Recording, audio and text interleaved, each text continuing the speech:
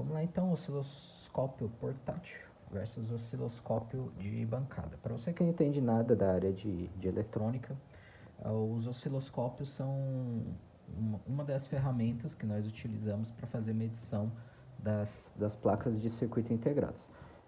Existem vários tipos de modelos, vários tipos de funções, e nas placas de smartphone nós usamos basicamente para medir as linhas de barramentos de comunicação, tá? E algumas linhas de sinais de tensão. As linhas de alimentação e os condutores em si a gente consegue medir com um multímetro, tá? O multímetro, ele, basicamente, o essencial dele é medir tensão, corrente e resistência. Alguns multímetros medem capacitância, temperatura, etc., mas o principal é tensão, corrente, resistência e condução elétrica ali, né? Pra gente saber se as trilhas estão rompidas, se está chegando energia, etc.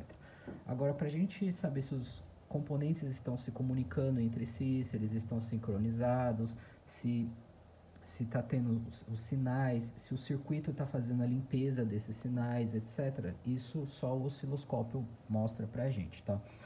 O multímetro, ele não tem todas as funções que um osciloscópio tem, porém o osciloscópio, ele tem quase todas as funções que um multímetro tem, tá?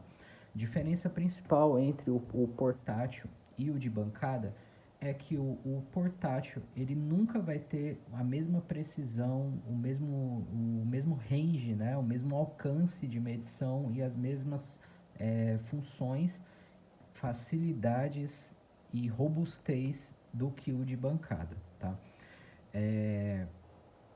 O exemplo mais próximo que eu posso dar para quem não entende nada de eletrônica é basicamente assim. Imagine que a bancada é uma sala, é a sua sala principal ali da sua casa. Você colocaria uma televisãozinha pequena, portátil, para ficar no meio da sua sala? É basicamente isso, tá? O portátil, ele vai servir para quê?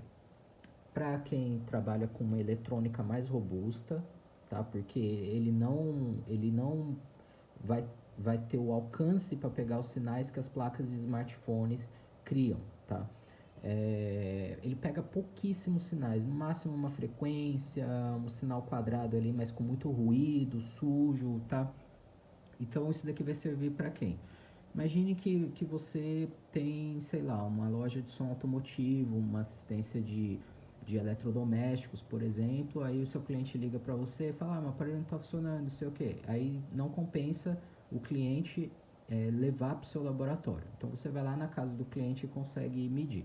Você vai conseguir levar ele porque ele é portátil, claro, e vai conseguir medir porque é uma eletrônica mais robusta, né? Agora, para microeletrônica, quanto mais micro for o circuito, né,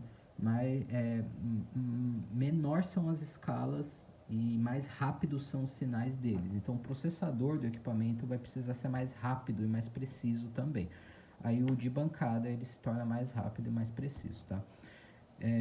Um osciloscópio, ele tem centenas, às vezes até centenas de funções, e as leis são diferentes das leis desse cara aqui, frequência, tipos de sinais de onda, é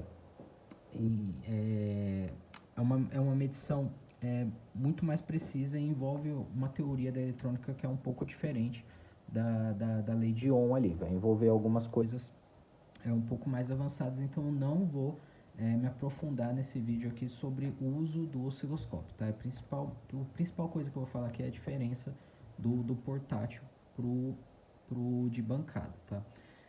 Eu vou fazer um exemplo simples aqui para vocês entenderem a precisão da medição, tá? A gente está aqui com a fonte de bancada, ó, jogando 2 volts de corrente contínua. Vamos colocar aqui então no nosso osciloscópio portátil. Então vamos ligar lá. Ó, ligamos no nosso portátil, ó, e ele deu ali pra gente, vamos ver, ó, 2.94, porém ele só tem 3 dígitos, tá vendo, ó? Enquanto esse daqui, ó, ele tem mais dígitos.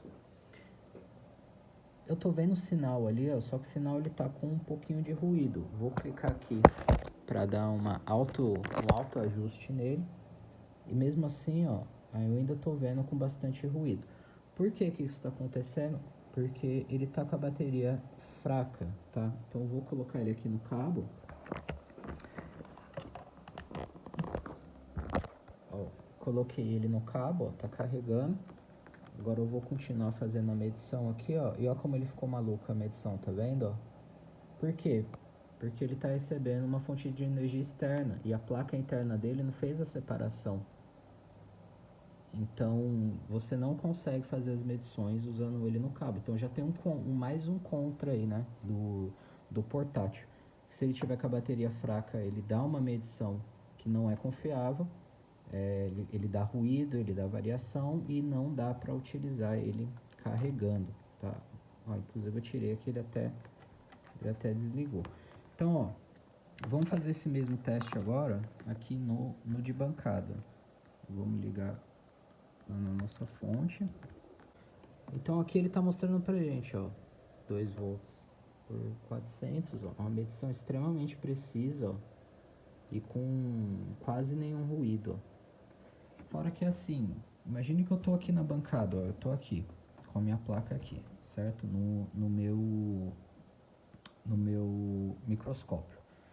Se toda hora que eu precisar fazer uma medição de precisão, eu precisar trazer esse cara na minha cara, porque eu tenho que trazer ele pra cá, ó. Tem que trazer ele pra cá pra mim ver algum ruído, alguma coisa, ó.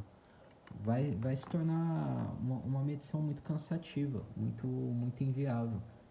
A ferramenta, quanto maior for a resolução aqui, ó, mais robusta ela for, mais preciso vai ser a minha medição, certo?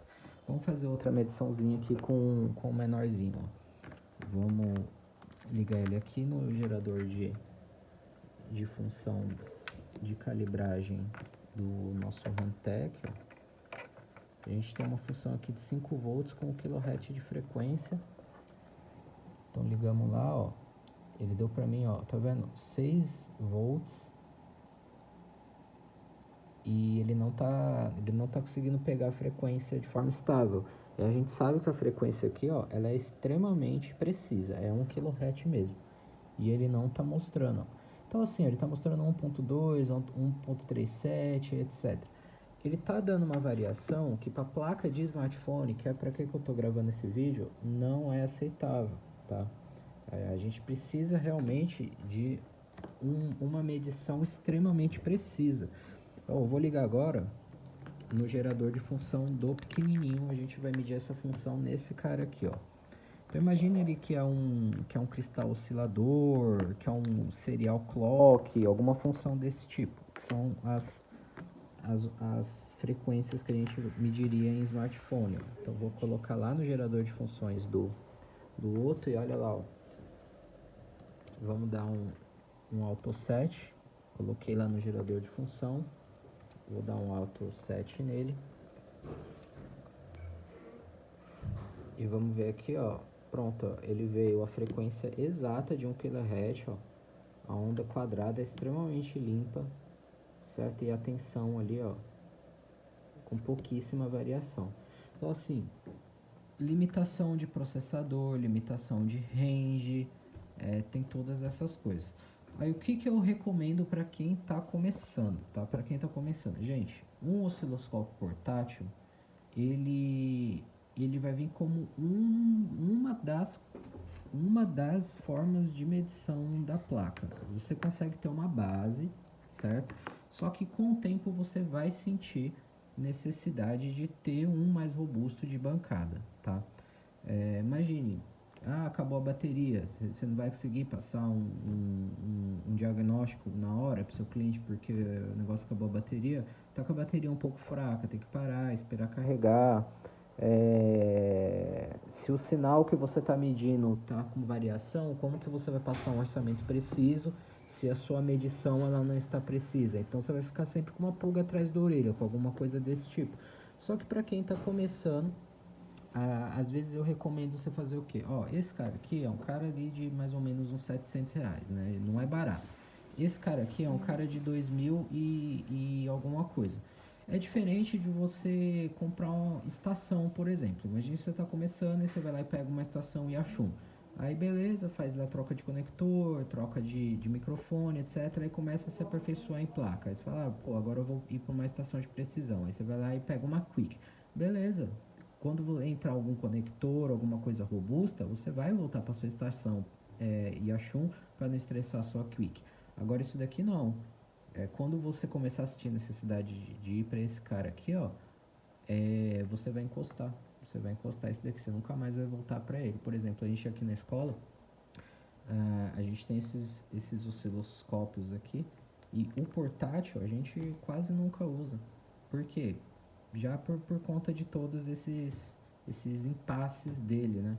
Então, sempre que a gente precisa medir algum sinal, a gente vem pro mais robusto, né? Pro de bancada ali. Então, os cuidados que eu diria para você ter com esse cara aqui sempre deixa carregado, nunca usa no cabo, as pontinhas de provas sempre deixam ela limpinha, deixa ele sempre lá no fundo da bancada para não cair, porque é extremamente sensível, e sempre faça a medição 3, 4 vezes para você ter certeza que ele realmente está te dando um dado confiável, tá? É claro, isso eu estou dizendo para eletrônica de smartphone ali, né? Que são sinais extremamente rápidos, precisos e pequenos, tá? Agora, se você for trabalhar com eletrônica comum, né? Placa de notebook, é, de videogame, etc., são sinais mais robustos que esse cara aqui ele consegue dar uma confiança maior, tá? Agora, principalmente placa de iPhone e de Android, barramento serial data, serial clock, frequências, sinais analógicos, saídas de buck converters, boost converters, sinais PWM. Esse cara aqui é o que vai te dar realmente um norte extremamente preciso, tá? Você consegue medir um clock, alguma coisa assim, no máximo de saída de cristal, agora vai pegar um pulse watchdog, por exemplo, uma malha de reset ali. Esse cara ele pode não ter processamento suficiente para isso, tá? Então, na dúvida, eu esperaria mais um pouco e pegaria sempre o de bancada, beleza? Espero que tenham gostado do vídeo. Fico por aqui. Valeu, falou. Tchau, tchau.